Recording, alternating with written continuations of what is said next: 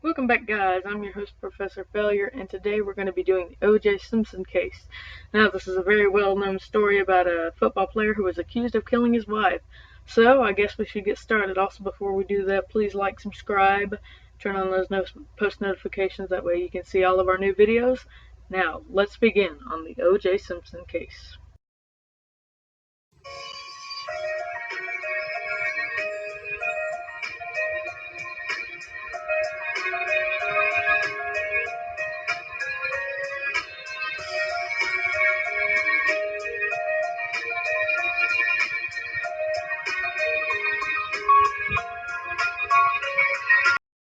On June 13th of 1994, 2 years before the JonBenet Ramsey case, Nicole Brown Simpson and Ronald L. Goldman were found outside Nicole's house, stabbed to death.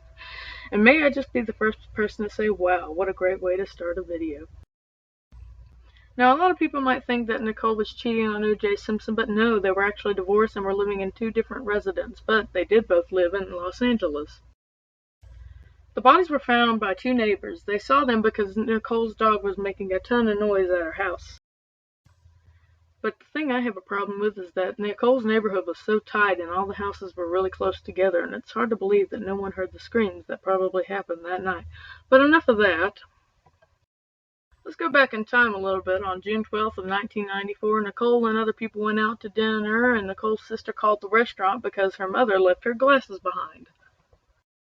Ronald L. Goldman goes to get them, and in that same timeline, O.J. and Brian Kalin are at McDonald's, and at about 9:45, O.J. and Brian go to O.J.'s house. And about 9:48, Ronald is leaving the restaurant with Nicole's mother's glasses, and about 10:15 is when the neighbors found the bodies. At about 10:25, a limousine goes to pick up O.J. from his home to catch a flight to Chicago. Later, Brian hears loud thumps on the wall. A few minutes later, the limousine guy rings the O.J.'s intercom, but there's no answer. Later, the driver sees a 6-foot-tall man walking across the driveway towards the house. Then the driver rings the intercom again, and then O.J. answers and says he overslept and just got out of the shower. At about 11:45 p.m., O.J. gets on the flight and goes to Chicago, and at the crime scene there is a knitted hat, a glove, and a footprint with blood in it. When the bodies were discovered, the detectives suspected O.J., and they went to his house at about 5 in the morning to get some information. O.J. wasn't there, but he was in Chicago when he got a call saying his ex-wife was murdered. He obviously had a question, who murdered her? Anyway, he was questioned for 3 hours, but they released him. On June 17th of 1994, he was charged with murder. And then, this is where the interesting part comes. But first, we have an ad. Do you like sports but don't really feel like playing them? Well, not anymore, because we have a solution with our new OJ footballs. Yep, it's a football that smells like Mr. OJ himself. It does smell really good, and this way you have a better chance of getting tackled because everyone's going to want to smell this. And for a limited time only, you can get a second one for free. So make sure to call 1-800-1-800-1-800. This is where we get into the freeway chase, where OJ's white Ford Bronco was being driven by Al Cowlings, one of OJ's friends. He didn't stop because he said OJ had a gun to his head. The chase ended at OJ's house, and they found that there was a gun in OJ's car. OJ surrendered to the police, and the police also found a suicide note written by OJ himself. That's also not important, but let's talk about the suspects. Our main and obvious suspect is OJ himself. It's pretty straightforward, and it's clear who did it, but I can't say anything because I don't know what happened. But the motive for it could have been possibly that Nicole and Ronald were dating, and it made OJ jealous. Remember that glove I talked about? It had OJ, Nicole, and Ronald's DNA on it, which leads us to believe that OJ did it.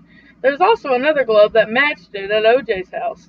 And that hat I talked about at the crime scene also had hairs of OJ's on it.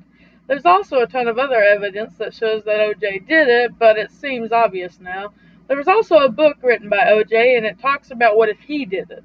In court, he was found not guilty, though it's obvious it was him. I'm sorry. I just think it's him very strongly. Anyway, they somehow think it was contaminated and that someone has the same DNA as OJ. It's confusing.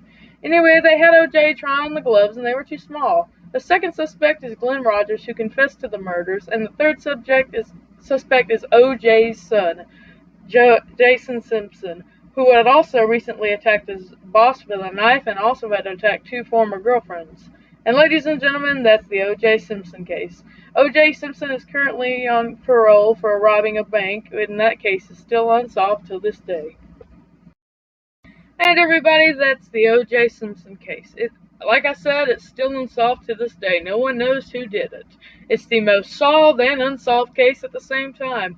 Anyway, everybody, thanks for watching today's video. Please consider subscribing. That way we can give you more content. Please comment down below what you want us to do. If you have any ideas, we'll try to do that.